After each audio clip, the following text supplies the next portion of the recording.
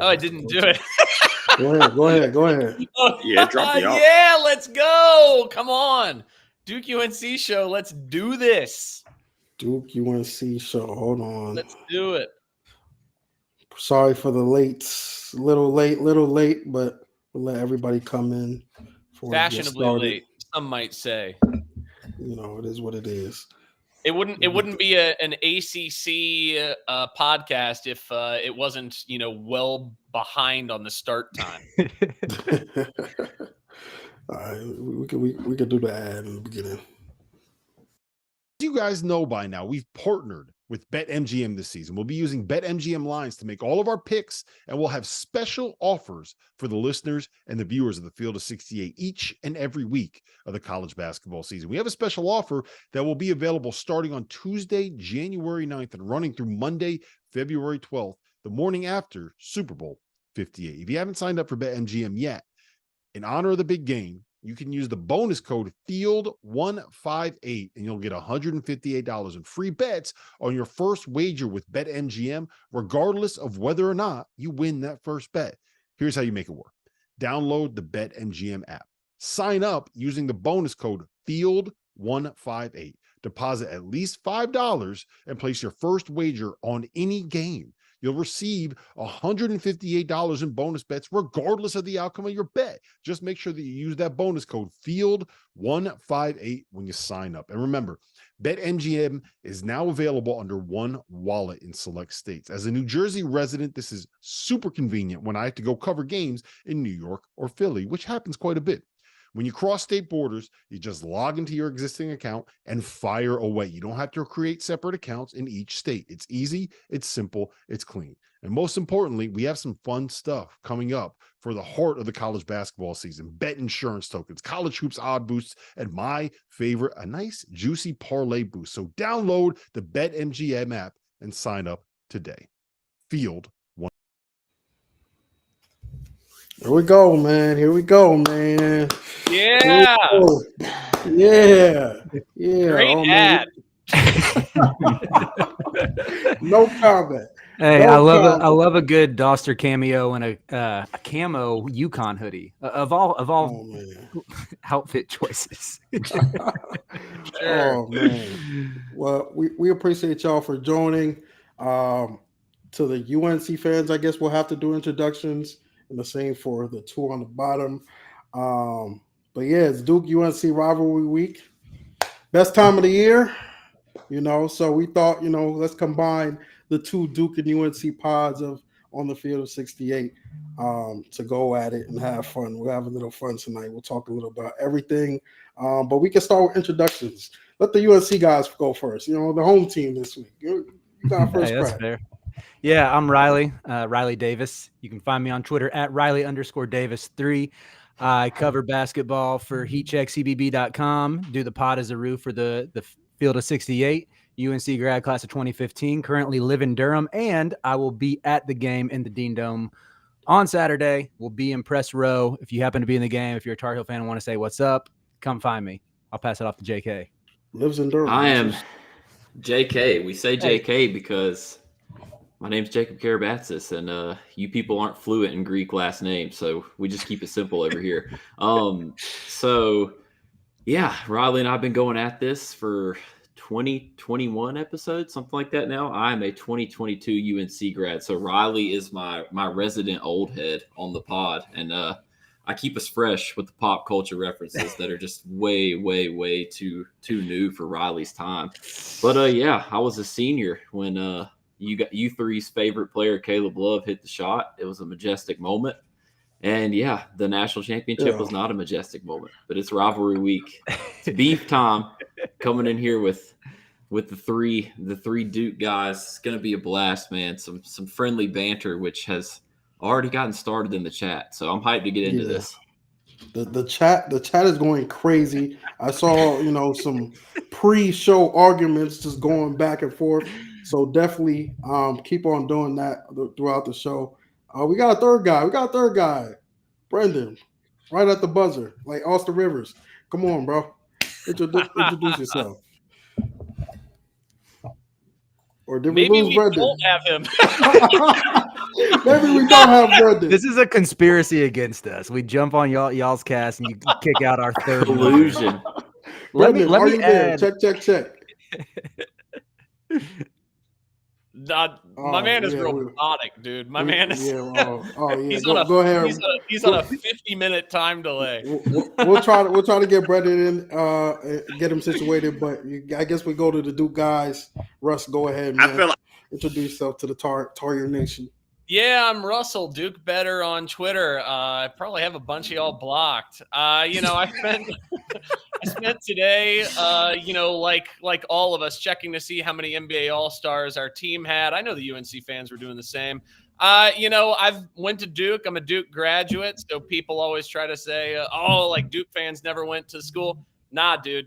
I did go to Duke, so shut up, and I'll keep it short because, this podcast might run, a little over an hour or roughly the length of Joseph Forte's NBA career. So, we got to keep it moving. Let's pass it to Ryan. I don't know if I can top that. Ryan Lohman at the Duke Nation on Twitter. I don't like to I'm probably in the same boat as Russ. A lot of UNC fans, I don't really see them on my mentions anymore either because I cooked you too many times or I have you blocked.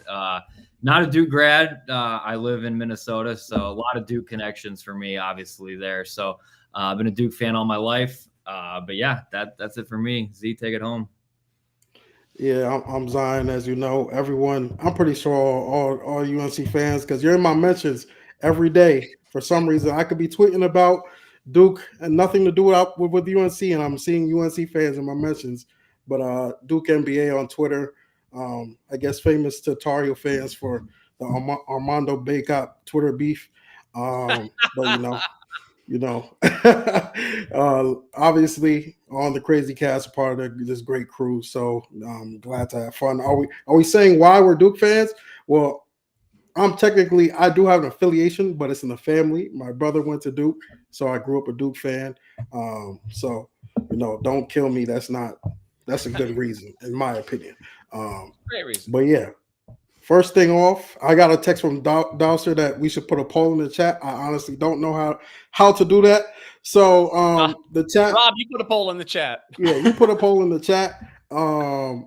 I do want to see how many Duke fans there are and how many UNC fans there are. So definitely, if you're repping Duke in the chat, type it out. Let us know where you're from.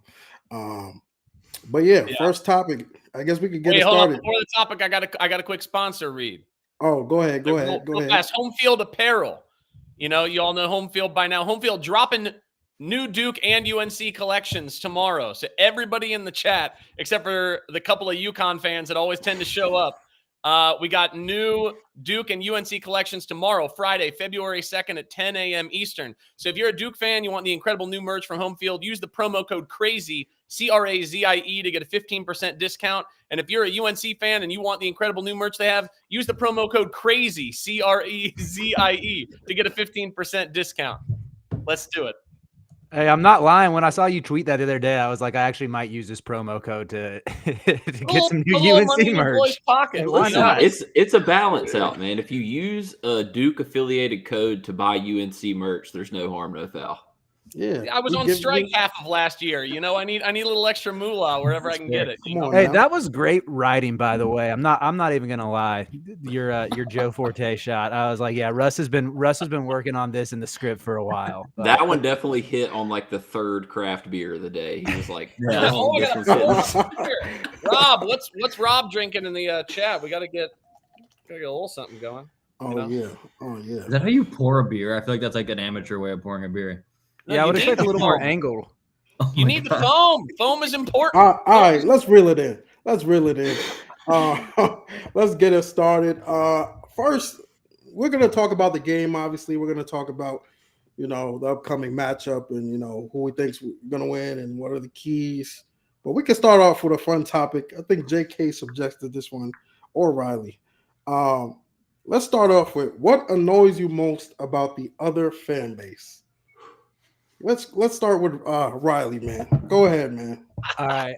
I'm going to kick it off by saying I hope this is a unique gripe because I've never heard anybody else other than me make this complaint before. It annoys me so much how the Duke MBB Twitter account just insists on forcing a nickname for every one of y'all's players. Like when Paolo was supposed to be P5 like 2 seasons ago, as if there's so many Paulos in the world. You got to give him a nickname. And seeing Reese and what else is there? D Live, C Foss. I see all these from the official account. This would literally be like if the UNC basketball account was like, oh, Harry with a 3, like about Harrison Ingram. It's you don't need to force these nicknames. Yeah, I think it makes sense. The guys all call each other, but that's all you got. Hey. You know what I got for the UN? Every time I watch a UNC official social media video, you always see the bright reflection of the light, like in whatever surface is on the background. They don't use reflectors or do any angles or anything. It's just like a bright ass bulb in the back. Come on, man. Come on, man. Listen, I guess I'll dig a little deeper here. I mean, Riley's a little bit nicer, you know what I'm saying? He's a nice guy, working in campus ministry and all that. He's got to stay in the nice bag. But I said it in the chat. So listen, and obviously Russell went to Duke, so this does not apply to him. But 90% of the fan base didn't go to Duke and could never even dream of getting into Duke. So I don't understand the relatability there. It's a little concerning. Also, listen, I'm a Celtics fan. Got no problems with Jason Tatum. However, I don't understand the correlation of why we talk about NBA players. That doesn't really have anything to do with your legacy and winning at the college level, Mr. Duke NBA. I mean, it's just, I get it. It's dope. I'm sure you guys have a sick hallway to your locker rooms with a bunch of NBA players. Awesome. I'm so glad that you care more about that. But listen, at the end of the day, we both win titles. So who cares? Who cares about the NBA talent? We got the OG NBA talent. That's what I'm rocking with. That doesn't even make sense because you guys for so long heralded. We have Michael Jordan. Well, I wasn't even born when people were heralding that. Were you born the last time UNC had an NBA All-Star? Yeah, that's the thing. Potentially. The last UNC, the Twin Towers were standing the last time UNC had an All-Star. Hey, I was born then. I was born then. But how many NBA All-Stars equate to a national championship? I'm curious. That honestly, that just sounds often. like because you guys don't have the NBA success right now. Yeah. That's why you're saying that. No, that's I mean, fine. I would rather have banners than NBA success, and we got more of those than y'all has do. not hindered the college success, is my point. Yeah, that's true, but it's also fun to watch NBA players. 100%. That are doing But well. I do think you should have to trade the rights to Kyrie Irving. Not if he claims us. If he still claims us, he likes rights to him. Look, I want to go next because Jacob brought up the old everybody who is a Duke fan didn't go to Duke. Yeah, because all those Michael Jordan and James Worthy fans definitely attended Carolina. You know what I mean? Like, hey, we're going back to the golden age. Well, that's how far back you have to go sometimes to find names that people recognize. I mean, like you've got 10,000 more students on campus at any given moment. That's not a huge number at the end of the day. Like, not to mention the grad students and whatever. I think that everything that is annoying about Duke fans is also annoying about UNC fans. Plenty of Duke fans annoy me too. You know what I mean? But like the same, like, oh, they're all like preppy rich kids. Bro, walk around Chapel Hill on a Saturday night. Oh, you know like, that's where I'll agree with you. Walk around Chapel Hill on a Saturday night. Like, that's a where lot I'll of agree with you. UNC aren't from UNC either. Like it's people gravitate towards schools that do well. They always have. They always will.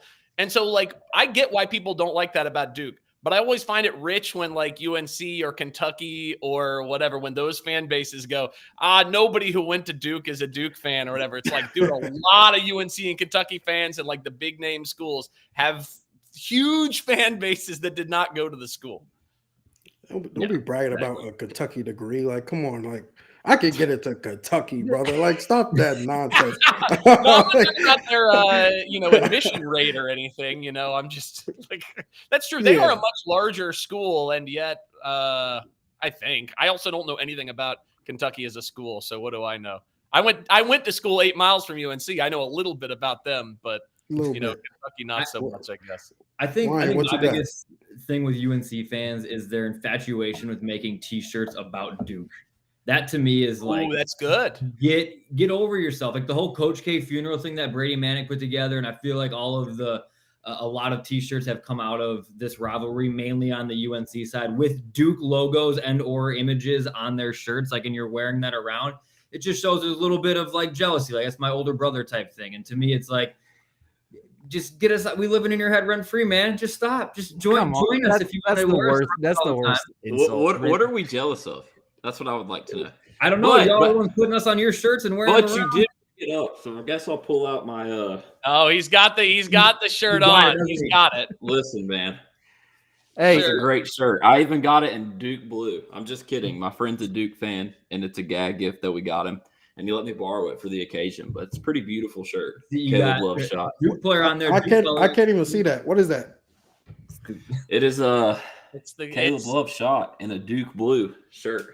But it doesn't have a Duke logo. Oh, no. Here comes. Oh, my God. They got the matching shirts. I didn't even tell JK.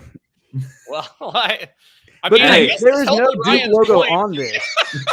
Point proven. I didn't. Okay. I'll tell you this. I did have when I was in school. I did have a UNC NIT 2010 runner-up T-shirt. So, but can we can't exclusively say that like all T-shirt making is bad because I had a novel T-shirt about. Can we agree though? No. If the roles were reversed, no. Yes. If you guys did that to Roy Williams, there would be shirts made. 1,000. No, I bro. don't think Roy's big No. enough. I wouldn't walk. I'm in Minnesota. I wouldn't walk around wearing a shirt with Roy Williams on me and expect people to know what they're talking about. Well, neither of us are wearing shirts with Coach K on. We got Caleb Love on the shirt. Well, your star player from Security that whole tournament wore the Coach K funeral shirt. So, yeah, it's that's about the guy I'm referring to. I mean, we agreed on nothing. Zion, what's your reason? We're not agreeing on nothing tonight. So, if we agree on something, the show is definitely over. What's my gripe with UNC fans? Your mentions. That's really my gripe. My mentions. Like y'all don't give it a rest. There's a dude in the show tonight. Let me call him out. Kevin Carter. I see you in the comments. Where you at? I could be tweeting about Duke and Notre Dame. This man will pop up in my mentions out of nowhere. So it's really just the fan base that pissed me off because I really don't think about y'all. And I don't. I care about Duke's performance and Duke only. But you guys are so invested in Duke's performance that like I don't get it, bro. I don't get it. Hey, but, that's one thing. There he is. There he is.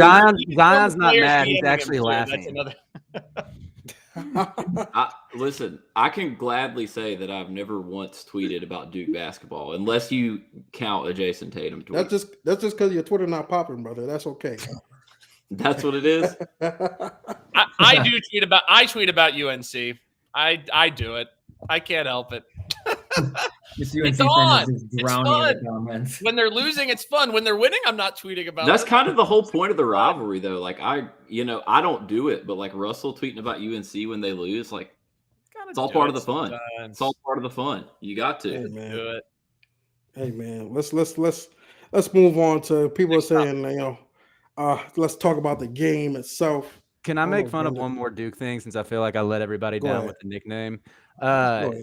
The students y'all got in Cameron in the rugby shirts, like the blue and white striped rugby shirts, who do like this little motion that are dancing during timeouts, and then they come out with the surfboard. Incredibly lame. Oh, I like the surfboard. I like the surfboard. It's classic. You probably hate the song every time we touch too, don't you? Yeah, because it's I will say, lame. I'm not gonna No, lie. JK, stop. We're not paying them any compliments. They already got. You like that Listen, song? the song No, is a don't banger. say it. Do not Keep admit going, it. JK. It's a banger. It is. It's Listen. not a banger. Now listen. Point. The song itself is a banger. The context in which Duke uses it is corny. Fair statement. Boom. All right. You can't make All right. You can't make your own statement and then follow it with fair statement. It was a fair statement, and I just did. Yeah, I'm not going to speak on every time we touch because I do have comments that will make Duke fans mad. But we can Zion move plays on that to. song every time he's around CJ McCollum. Oh my goodness! Y'all, you don't bring up that in the show. That has nothing to do with Duke, brother. Don't do that. We can jump to the game. I guess we'll start with the UNC side. Let's do X factors. Who's the X factor for UNC coming into this Duke game? And the chat definitely chime in who you think is. We'll start with the UNC people, obviously because that's their team. You want me to go first? I'll let you go. Either first. one of y'all. Yeah. Man, I kept going back and forth. I will say, is it dumb to say Armando just because he hasn't been producing much recently? I know that it doesn't make, but I'm like, if you look at the lineup, like Elliott, UNC has won games where Elliott has had 6 to 7 points, where UNC, I mean, kind of has struggled recently scoring around the basket in particular. That's where I think they need a good game out of Armando to get some easy looks down low. Because if you look at like kind of the way the offense has been trending the past few games, even though they've been winning, aside from the Georgia Tech game, left a lot of shots at the rim, missed a lot of bunnies. And I think you need like a 2022 style Armando performance on Saturday night. Is it? I don't know. Is it a cop out if I say 2 guys, or are we limiting this to 1? That's a cop out. Then I guess I have to decide who I think is more important between Ingram. I'll say Ingram just because the shooting numbers have been down, and I was going to say him and Cormac because the correlation of them shooting 6 of 28 and us losing to Georgia Tech is certainly there.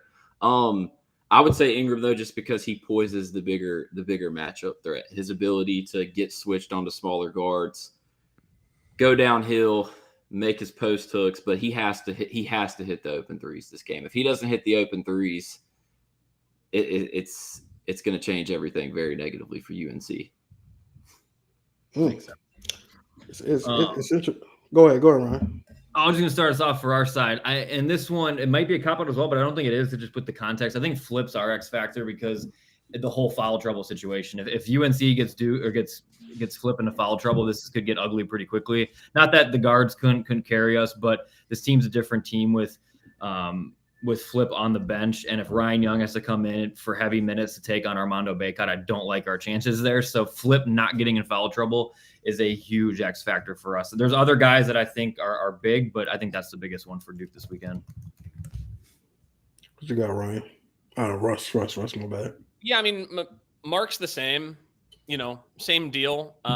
We don't have a replacement for him on the bench. A stat that I find especially interesting that is going to play heavily into this game. UNC on the road, they draw free throws at a 32.2% rate. At home, 39.4% rate. UNC opponents away from Dean Dome, 29.5% rate. UNC opponents at the Dean Dome, 20% free throw rate, right? That is, it goes from a 2.7% advantage to a 19.4% advantage. That's a 16.7% difference. Now, Duke's got an advantage too when they're at Cameron. It's an 8.7% difference. Wow. For Duke, right? And now, might say, but UNC drives more, they play inside more. But like our free throw rate on the season is only 2.3% lower. Our 3-point rate only 1.8% higher. It's not a huge disparity in the way that Duke and UNC play. And UNC on the season so far has been getting some to the line at a tremendous rate, especially at the Dean Dome compared to anywhere else. So that matters for Flip and Mark Mitchell in a massive, massive way, because if they're able to get 2 quick ones on Flip or 2 quick ones on Mark, then there are huge matchup problems that Duke is going to have to find a way to grapple with. We'll talk about the possibility of zone maybe later, but like that's the backup plan. So it's Flip, Mark, or you could say refs in terms of how they call those fouls, especially at the beginning of halves. Yeah. I like you getting out ahead of it, Russ, with the referee thing. We already got our Duke gets an advantage. No, Duke gets an advantage at home too. Home teams have an advantage, right? UNC on the season having a 16.7% difference in how like the free throw rates change between home and away is really, really big. It was bigger than I thought, But hey, the practical reality, whether you think that's fair or not, the practical reality of it is it might hurt us playing at UNC in that respect. Sure. I mean, I'll just echo kind of what you guys have said. I think it's Mark Mitchell, just for the fact, most of the season I think we have seen Duke with Kyle Filipowski, him getting off the. I know Duke fans get mad at me saying it. Him getting off the slow starts, but a lot of those games we have overcome those slow starts. Where we struggle is when the absence of Mark Mitchell. And kind of like what you said, I think UNC has the size on us. And, once we take off our versatile defender off the floor, it gets scary. It gets scary, especially because, a guy like Sean Stewart, being thrown into the fire of this game may be a little dicey for us. So I think just the fact that Mark Mitchell, what he brings for us in terms of versatility on the defensive end, we can't afford to lose him early. So he has to stay out of foul trouble. Ryan, where'd you go, brother? He had to deal with his kid. Oh, okay. I think Mark Mitchell and Ingram are important for the same reasons, if that makes sense. Like they kind of offer the same skill set for their sides. Like, and it is hard to replace them. The big physical wing that can do a little bit of everything is like the hardest thing to replace in basketball. So I mean, it's going to be interesting. I do think that's also an insane matchup. Like Mitchell versus Ingram is a great matchup. Yeah. Who's y'all four off the bench? Is it hot? Zayden High is the first big off the bench? It's Jalen Withers. Withers, right? Withers at the four, who is very hot and cold, and then Washington is usually the first five off the bench. Withers is a bad basketball player to me. I'm sorry, but I mean, your product. I was a fine 9th or 10th man. He's had moments like he had, I think it was 4 straight games where he really sort of figured out his role on offense and wasn't dribbling, was just cutting, getting lobs, running the floor. And he plays hard on defense like that. He was starting to get a lot comfortable in his role. The past 2 games, he hasn't played as much, but yeah, when he first committed to UNC, JK and I have talked about this a lot on the pod as the roof. Neither of us were really in on his addition and ate some crow after he had a couple good games. But yeah, I think Carolina needs him to get a good game from him off the bench. They need like a really solid 10 minutes from him to just not turn the ball over. And thanks, Ray Sutton. And maybe get a dunk or 2. Hey, all I'm saying is I can't wait for the Ryan Young minutes. Those will be glorious.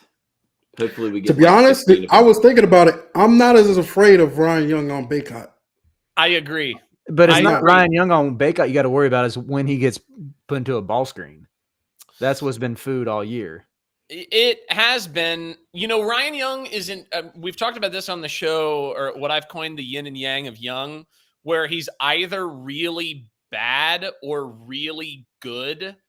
And like, it'll surprise you. Like, he was in ball screen situations in that Baylor game down the stretch. If I recall, I think it was the Baylor game where in the first half he got massacred. And in the second half, he had a few really key possessions that turned the tide of the game. Like, being a smart player and being somebody who generally knows where they should be on the court is good. My concern is less ball screen stuff to some extent and more when Duke decides to switch and let Ryan Young guard in isolation on the perimeter. If that happens, then I am very concerned. But again, that's why I sort of brought up the notion of zone, especially since UNC has not shot the 3 very well outside of Davis in ACC play.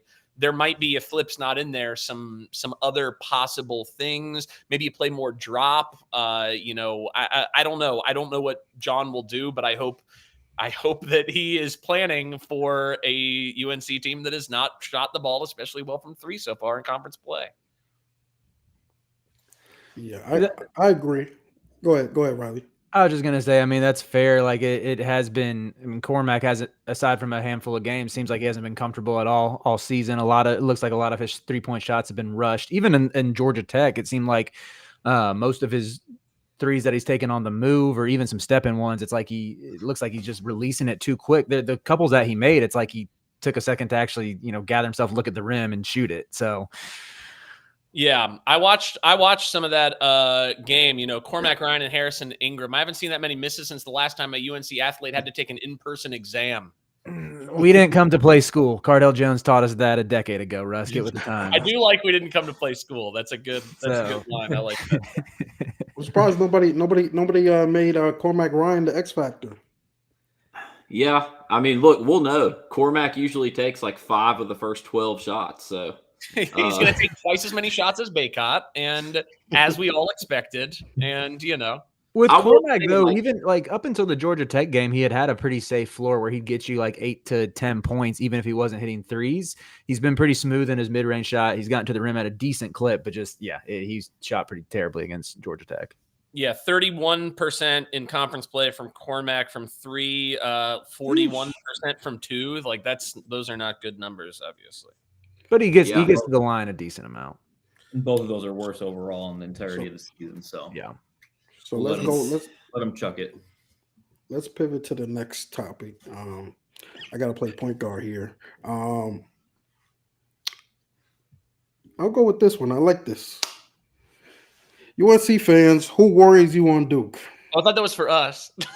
No, it says to UNC. Oh. I got it. Go ahead. JK, Riley, you go first. All right, I'll take this one first. All right, you got it. Honestly, it's I'm just gonna say, God, see, I keep wanting to say 2 people, but I will lean Proctor because the talk about Proctor and how good we know what Proctor's ceiling is. We know how good he can be. Like projected lottery pick before the year started. He's shown flashes. He obviously got hurt, which I think was actually better for Duke. I think it got guys like McCain more involved and more confident. But if Proctor drops like 14, 15 and has an efficient night from the field, it's going to be tough because I think we kind of know like what Flip and what Roach are going to do. Like I think we know in the same way you kind of know what Armando and RJ are going to do. But like it's going to come down to the Ingram, Cormac, and Cadeau versus Mitchell, McCain, and Proctor. And that's why Proctor worries me because if he gets going, it's going to make it extremely hard defensively for UNC. Yeah, for me, the answer is pretty clear that it's Jared McCain. I think he's y'all's, dare I say, best guard, and I think he's most likely to get hot and have a game where he hits like 4 or 5 threes. McCain seems like he's our best guard. Never heard of that. I've just always liked his game going back to his high school tape, and I know Roach has the probably better efficiency, more proven and everything, but I think McCain's the highest NBA upside guy of any guard on your roster. And I don't know. I just feel like he's the one. I know Roach has had big moments. I know Roach has had moments where he's caught fire and couldn't really miss, but I like McCain just seems more likely to do that in my mind. What color do we think his nails will be for this one? I'm just curious. Yeah, don't even do that, man. Don't you know what you're trying to do? Like, hey, man, he'll cook you with them painted nails, though. He'll cook you with them painted nails. I guess we can switch to the Duke side, or I can play this clip. Hold on, let me play this clip real quick. Might as well. I have it in here. Do it. Jared McCain speaking about the rivalry. Here we go. Yeah. That's the plan. I can't wait for that. To play Carolina, man. UNC did not make the tournament last year. I can't wait. I've already gotten booed in Target in Chapel Hill, so I'm ready. Yeah, that man will be ready for sure. For sure. That man steps up in the big moment. Shout out to Jared McCain. He was fighting Rasheed Wallace in the offseason. Can I add something? Go ahead. The last time I was scared of a Duke guard like Jared McCain was Trevor Keels, and it was post game. I would like covered. Had a press pass for the Duke game at home against Florida State before Coach K's last game against UNC, and someone asked Trevor Keels about the Duke UNC game coming up, and he said it's going to be a movie, and it was in fact a movie. So hopefully McCain has the same effect. All right, Zach, let's hear yours. I'm not commenting on that. Hey, that's actually a good question, but Jared would unfortunately washed Seth Trimble in a TikTok battle. I must admit. I mean, I don't know if you guys heard the vocals on I'm 2 days into college, but if the NBA career doesn't work out, this man might be in the booth. Oh man. All right. So who worries me most on UNC? Hold on. Gotta put the graphic up. Oh, I haven't even thought about that. I mean, I can answer it in 2 seconds if you'd like me No. to. No. It's my turn, buddy. It's my turn, buddy. You know I do this on the fly. I don't come in prepared.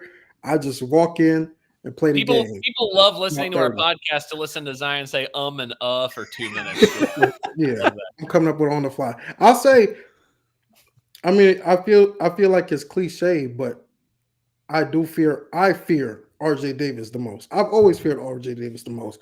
Even with Caleb Love there, I always thought RJ Davis was the guard that is more volatile, I'd say, if that's the word, because of his ability to score on all 3 levels, attacks the mid range. If we are playing drop coverage, he's a guard that could kill drop coverage. If we are switching, he's a guard that could kill switching. So he's kind of taking the next step this year. New York guard, by the way. Shout out to the New York players. So although I don't like RJ, don't get me wrong, I don't like RJ. He does fear me. His ability to score, and he's just been on another level this year. ACC Player of the Year as of right now, for sure. But definitely RJ Davis. Russ, go, because I don't have a different answer just because it's an obvious. It's RJ Davis. It's been RJ Davis for the last couple of seasons. I mean, like, even when I know Caleb Love made the big shots against us, like, that's a given, but I was more scared of RJ Davis last year. He's been the most consistently very good player for UNC in the position of most importance on the court. So it's RJ Davis. It's easy. But it's also one of those things where it's like he's the obvious one to fear, but I also feel like Duke has the personnel, a little bit better of personnel this year to guard him like that, and he doesn't have as good of very good shooters around him. So you can do some schemes on him to exploit his teammates around him, and if you put Proctor on him right away, I think that's the goal is keep him from getting into the paint. And I'm obviously afraid of what he can do, but I think this Duke team is well equipped to at least slow a guy like that down this year. I would agree, but I would also argue that schematically and personnel wise, UConn is more suited for that than Duke is. And yes, UNC lost that game, but RJ did still have a night. So I really think it comes down to like the other guys. Like, obviously you're most scared of RJ because he's clearly the best offensive player, but we kind of know he's going to score regardless. Yeah, it doesn't matter how much. He's going to get his is basically the. So let me ask the Duke guys this. What do you think the number is that if he gets to, you don't think Duke will win? Like, what's the number? Almost 30, probably 28. 30. How much he dropped last game? He dropped 28 last game. Yeah, he put up 28 on Georgia Tech. Yeah. Nobody else scored in double digits, right? Yep. Yeah. I'd say 25 because Duke has had some trouble defending in general recently. So I don't think it's going to be a situation in which nobody on UNC can score other than RJ. Somebody else will get some buckets. But if RJ goes for 25, that's going to be a problem. But it kind of goes back to my point. Like, just historically, I get, if a team is shooting well, shooting poor, if it's a hot seat shooting team coming in, usually with these Duke UNC games, it's going to be ugly regardless. It's going to be ugly up until the last 3-4 minutes of the game. So, and there's always some bozo who goes off. Like, go back to 2020 when it was Christian Keeling who went off in the Dean Dome and Justin Robinson went off in Cameron. Christian Keeling, that's a name right there. I'm gonna say I forgot all about that one. Yeah, us too. Like we really want to forget about that season. No offense to CK as they call him. I'm sure he's a good guy, but that season was very much one to forget. You guys and your stupid nicknames. All right, I'll give you that, Ryan. I'll give you that. This one, before we get into, obviously UNC will win if, and Duke will win if. This one is a question suggested, I think, by Ryan himself. This is going to rub some people the wrong way.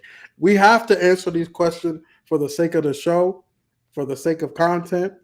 So do not hold it against us. I don't need to see this on my timeline like, Zion, you're crazy.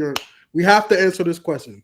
So if you could trade one of your starters for one of the opposing schools, who are you trading and taking? I just copied the text, so sorry for the broken English. I mean, I can answer pretty easily. I would. Go. I think I have my answer too, but go, Russ. I mean, it's pretty easy who you have to say you trade if you're with Duke because 2 players are out for the season. I mean, like. No, I said starters. One of the starters? Yeah, that was going to be my thing. Are we treating this like some? Oh, my bad, man. My bad. Gotta go. Right. I'll start it then because I'm the one who everybody can laugh at and poke fun of. But I'll just go straight up RJ Davis for Tyrese Proctor. Damn. I could be Roach, man. I've gotten dogged on my Roach hate all this whole career, so I'm done going against Roach. I'll go Davis for Proctor. I don't know where else you go. Because, okay, well, hold on. Technically, Foster and McCain have started, and Proctor's come off the road. Proctor's not a starter. You can include Proctor. You can. Yeah, because here's the easy answer. It's like, okay, fine, Caleb Foster for RJ Davis, but like Foster, and I love Foster. This is everything we say here is no hate against their own guys. I want to put that out there. I've been a CFOS lover since he signed to Duke. So, but like, I don't really think you can count him because that's an obvious like we'll do that. So I would go. Roach, you can't do McCain either. I don't think we would trade McCain, but it's Roach or Proctor for the guards, Mitchell, Flip, and then I guess you could put McCain too. Fine, whatever. But yeah, I'll go Proctor for Davis. Love Proctor. I'm not going to turn down 21 points a game scoring and how efficient he's been. He can do a lot more than that too. And I think he would be great with Roach off the ball as well. So I will say though, you're going to have RJ Davis and Jeremy Roach together. That is. They're going to score like 50 points a game between the two of them. They're just going to shoot. And then you have McCain on the other wing. It's like, defense for offense, I guess. But RJ Davis and Elliot Cadeau are the starting backcourt of a top 5 defense right now. So I don't know if this whole small guard thing is as big of an issue as you might think. Elliot Cadeau is a little bit bigger than Jeremy Roach, though. How do you guys feel about these Mark Mitchell for Baycott to pair Baycott and Filipowski together? Shouts in the comments. It's a terrible idea. Let's go off, Russ. The answer, like, look, I really love what he's going to be, but like you trade Caleb Foster for Harrison Ingram. That's the trade that I make. You've got you might have Foster was off limits. We're taking the 3 other guards. You said Foster's off limits. When did that happen? Yeah, I said we're going Proctor, Roach, and McCain as the guards, and then Mitchell and Flip. Those are our 5 right now. You guys aren't fielding offers for Caleb Foster currently. he's off limits. No, he's a bench. One of a bench player for now. I know Russ don't. He keeps changing. Russ don't want to trade. Russ don't want to trade Tyrese. So. And like God, I don't want to do this at all, but it's probably Mitchell for Ingram then. Like Mitchell has been maybe our most consistently good player so far this season. He's been great, but with Harrison Ingram, you get a lot of the size, you get better passing, and you get the potential to shoot some threes. He's not a great 3-point shooter, Ingram, in ACC play. I know on the season he's done pretty well. ACC play is like 30%, somewhere around there. But Mark Mitchell's 3-point shooting has obviously been a catastrophe so far this season. I mean, like, there's no way around that. Again, Mark Mitchell has been the most consistently good player probably this season in terms of impact on both sides of the floor. So it's really hard for me to say that, but I don't know. I think that's where I would have to go. Like, yeah, I would because say because of the 3-point shooting solely, like genuinely solely because of the 3-point shooting and because Ingram gives you some added passing. He's not as good defensively as I don't think as Mitchell is, but he's still a good defender. So listen, I told you, I prefaced this with This was not, what we feel. This is not. We had to do this. This was mandatory. Yeah. Ryan put this question forward, and we had to do it. So in that case, I'll just make it brief and quick. I think I'll take RJ Davis for McCain because I feel like you replace we have a go-to scorer on the wing who can get any shot he wants for the perimeter. And, I'll just take the New York guard off your team. He's from New York. I'll take him. All right. Go ahead, UNC crew. The Duke fans are getting mad at me. Come on, like now. this one. This was Zion's idea, guy. All Zion. This was Ryan's idea. I can show y'all the text. Shout out to 828 Lawson who said we're trading Wojcik for McCain, but that's what JK and I were laughing at. I would go Cormac for McCain. You're sort of just getting a guy with similar size who's a much better shooter. Better version of the other. That's exactly what I was going to say. I mean, Cormac for McCain is the obvious answer because Cormac was supposed to come in and hit threes. So let's trade him for someone who's actually hitting threes this year. Sounds like a excellent trade to me. And I don't think you lose anything on the defensive side of the ball if you go McCain for Cormac. So I don't know. Also, I can only imagine how much McCain would free up RJ Davis. It don't even feel fair. Like, it don't even feel like it feels like so easy for UNC. Well, it's because y'all are generational at gassing up and overrating Tyrese Proctor. We can move on to the next question. Oh, whoa. Okay, let's get into that. He's the best passer on the team and the best perimeter defender on the team. Let me see. Come on. I can't. Why is Tyrese Proctor overrated? Because he's had like 3 good games this season, and he's not as good of a defender without Derek Lively there cleaning up mistakes.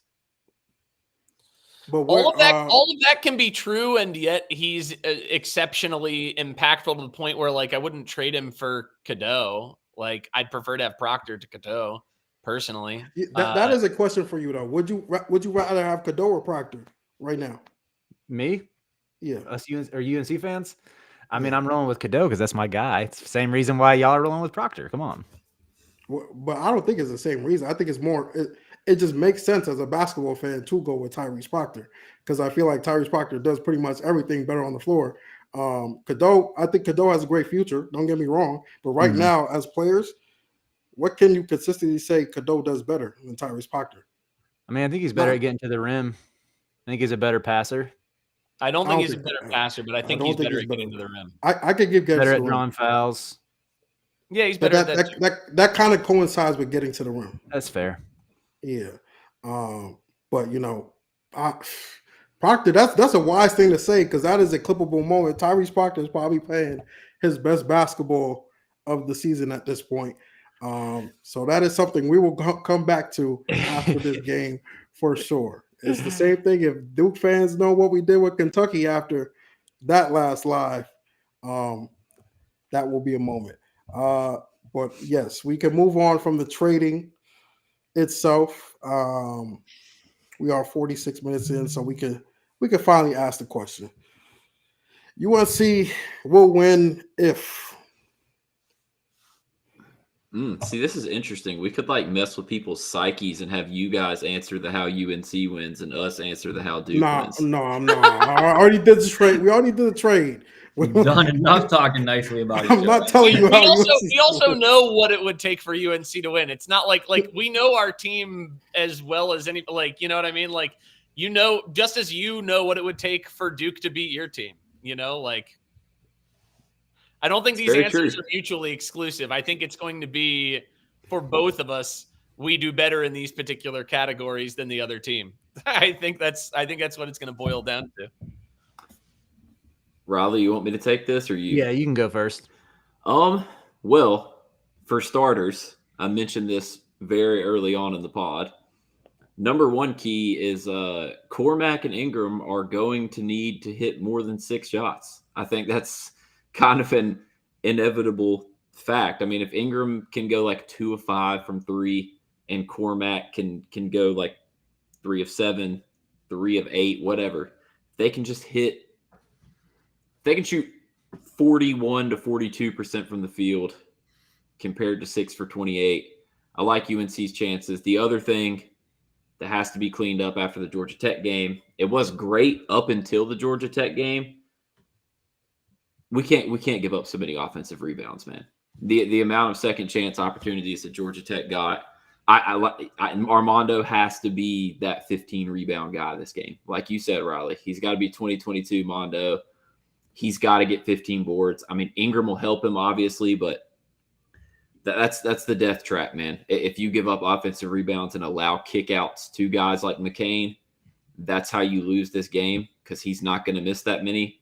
So, I think that the Cormac, Ingram, and Cadeau trio has to outplay the Proctor, McCain, Mitchell trio, and UNC can't give up offensive rebounds. I think that's what it comes down to. Yeah, somewhat similar to that. I mean, I think UNC will win. It needs, if it gets 15 plus points from Armando, I just think it needs him to get that threshold. I'm banking on RJ being able to get 20, 25 plus. I think Ingram's going to chip in 10 to 15 as well. But you need easy buckets from Armando. And then at the same time, I think defense has to show up and play better against ball screens than it did against Georgia Tech. That was Carolina went under a lot of screens against Georgia Tech, and that was really the most we've seen a team exploit it since they've been on this winning streak. I think Carolina's been executing their no middle scheme pretty well over the past month and a half, 2 months, keeping teams out of the paint, forcing a lot of tough mid-rangers, and contesting three-point shots as well. So if they defend like that, then yeah, you get the defensive efforts that we've seen kind of really the at the start of conference play, and a 15-plus point game from Armando. I think UNC wins. I will say, even with Armando, last year he did average. I was just looking at it. I think like 14 and 10 against us. He had the first game he had 17-11. Second game he had 14 and 10. I mean, I don't think it necessarily his production always guarantees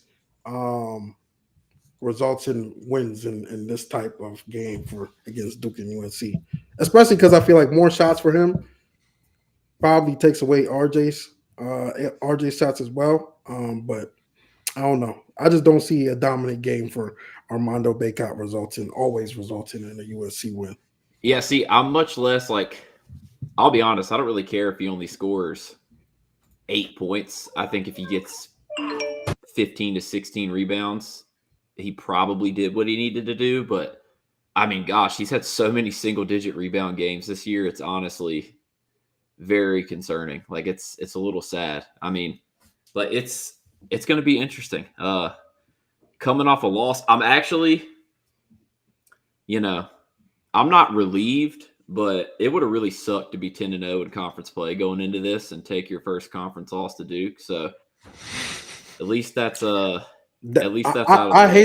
I hate that for one reason, because if you lose this game, you lose full control of the ACC. Basically, it's in Duke's hands at that point. Agree, but now you have that on top of it being the rivalry. I mean, we're going to know a lot about UNC after this game, because in the past, losses like that Georgia Tech loss have resulted in the snowball effect of losing 3 out of 5.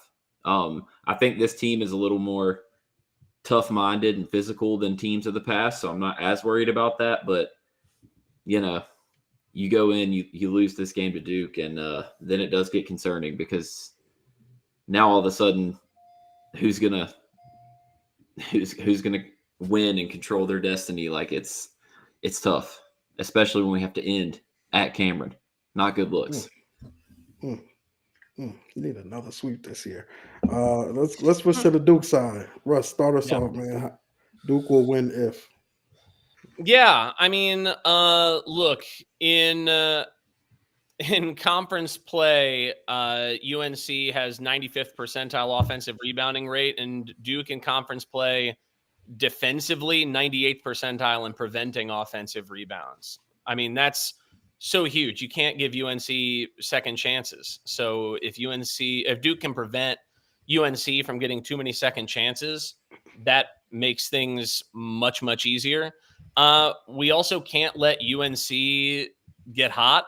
I mean, Duke has been allowing teams to shoot 38.6% above the break on threes in conference play. That is 1 percentile. That is first percentile in the country. That is very bad.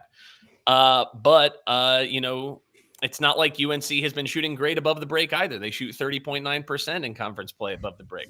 Are they going to make their threes at home? Time will tell.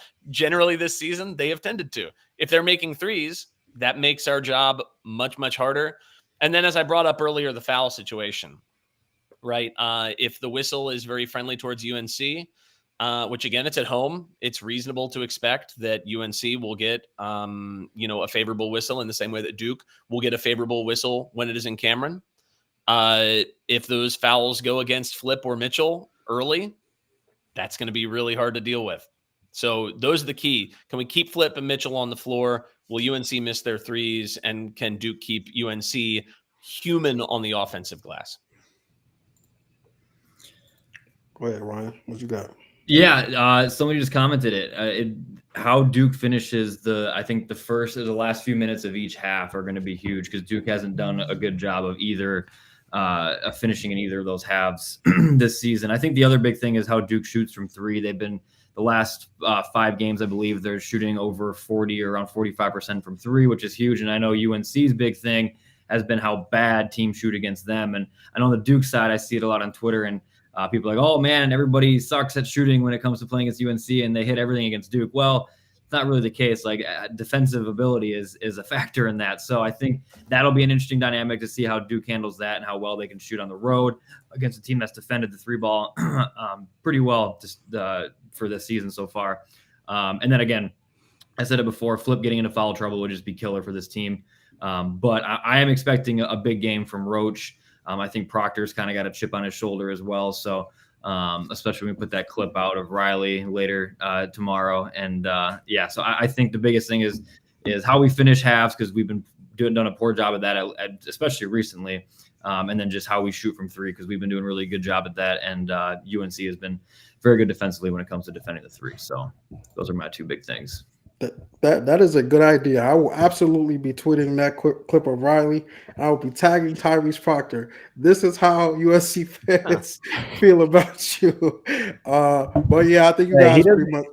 He doesn't need me for extra motivation. It's UNC Duke. Hey, what I learned 2 years ago is that these guys be watching Twitter and they be holding it against you.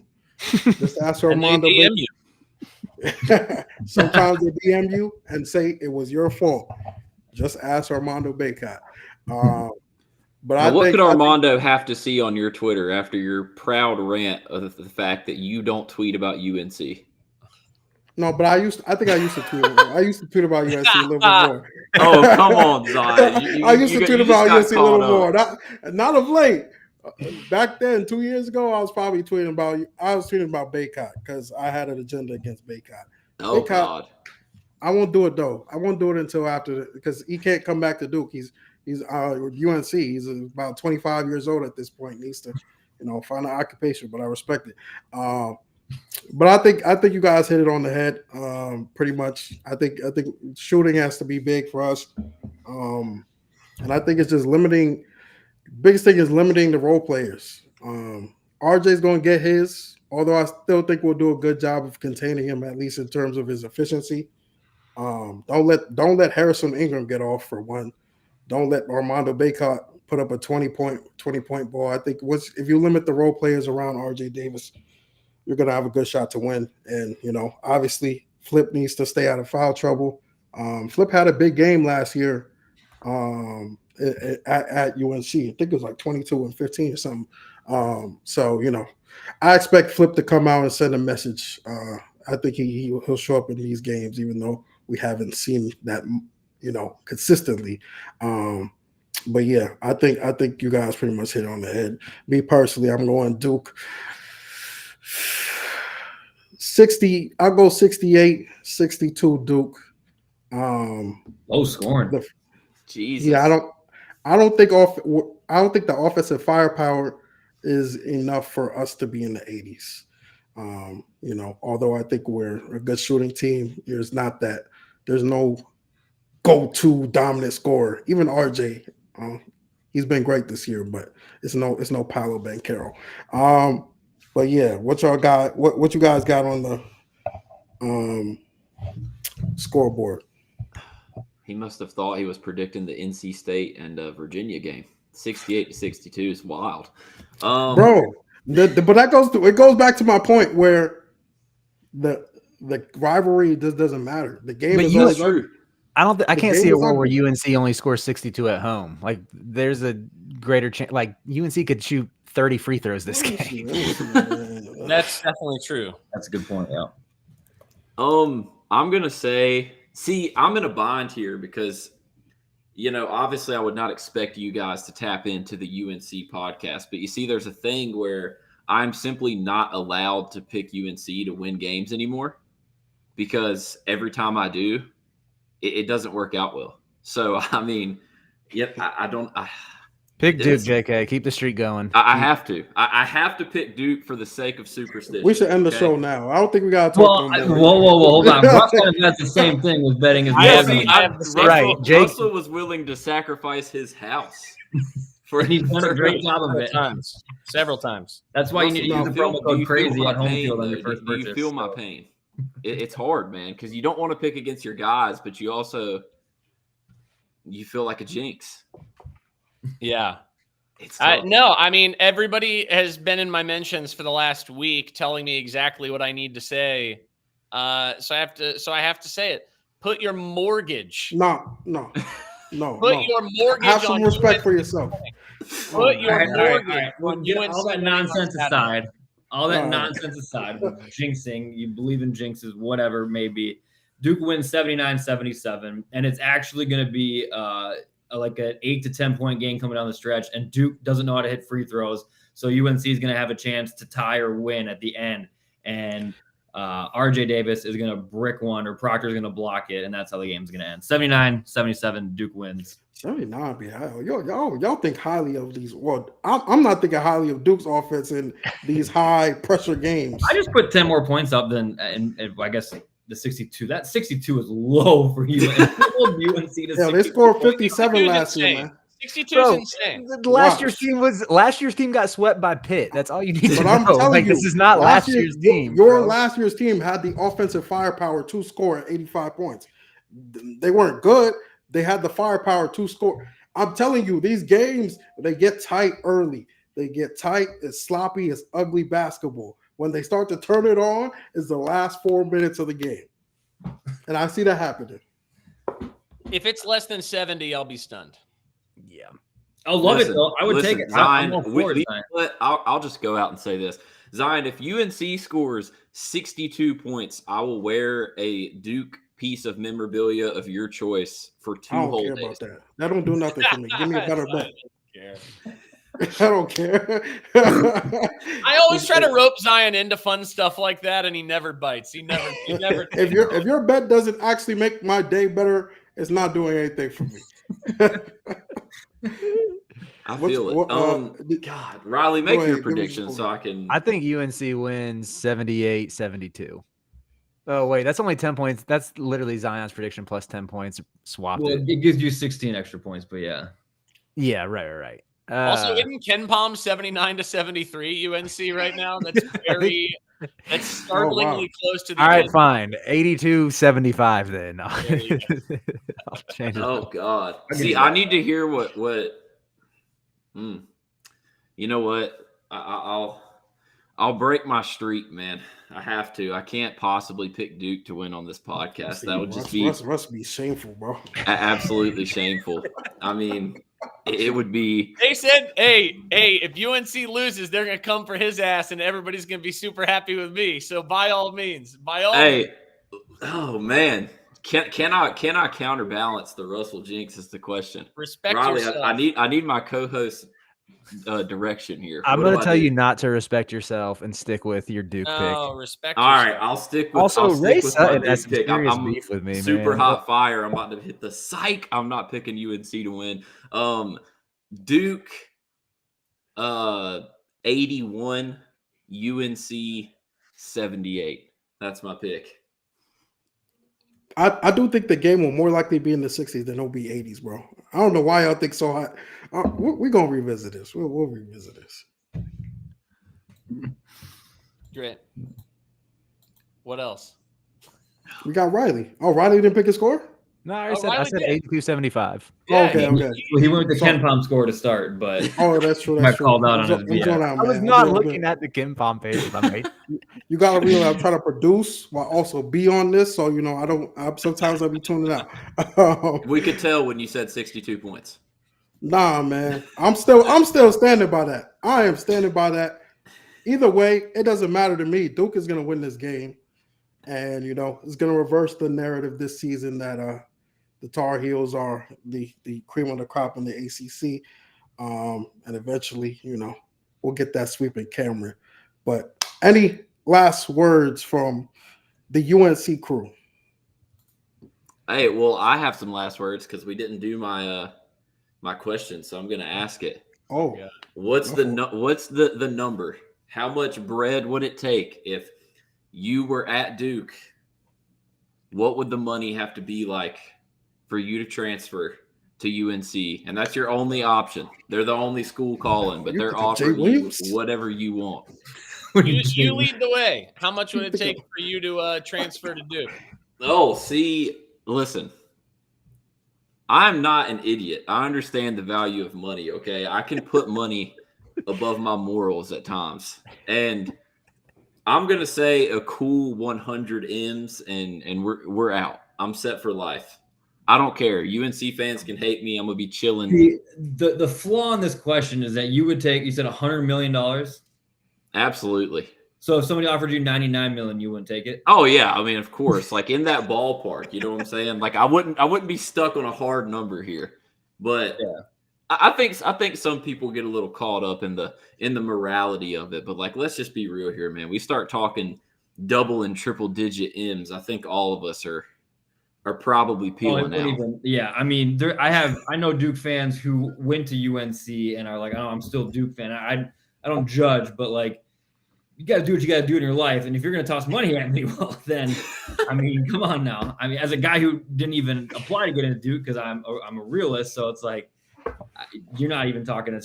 I don't know. I don't need a lot of money to go sit in a couple classes that they'll probably just give me an A for anyways, right? Oh, wait. This is just like going to the school.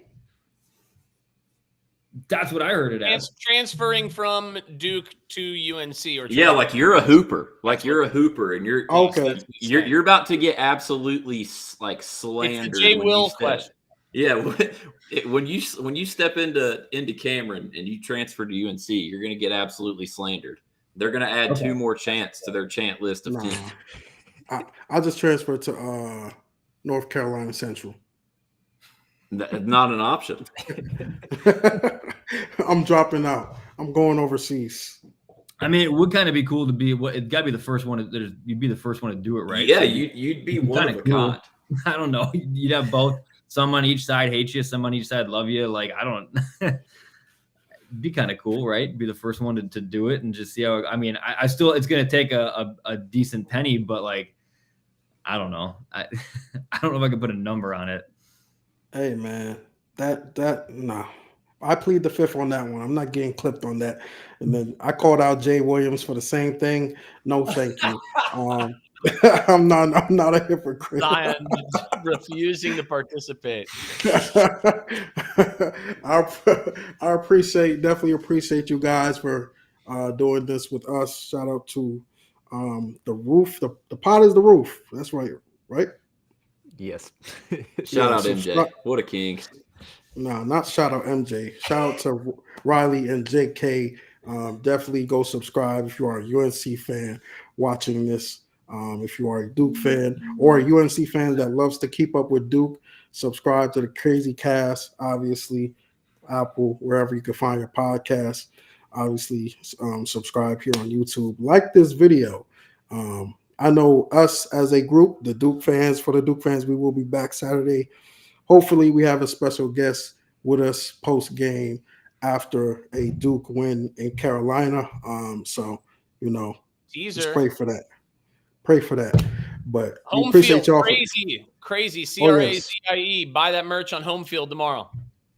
Yes, get that HomeField. If you're a UNC fan, you could use that code too. Use the Crazie code. 15%. You can get some Tar Heel grill. Come on now. That's what the rivalry is about. But we appreciate y'all. Hopefully, we'll do this maybe again part 2 before Cameron. Hey, I'm with it, man. Yeah, Never duck and smoke, like my boy Giannis said to Pat Bev. Oh man, now we get Giannis quotes. Hey, I'm Greek, man. I got to look out for my people. That's fair. That's fair. Even though Giannis is Nigerian, but let me not start. Appreciate y'all for tuning in. We'll see y'all later. Go Duke. Go Duke.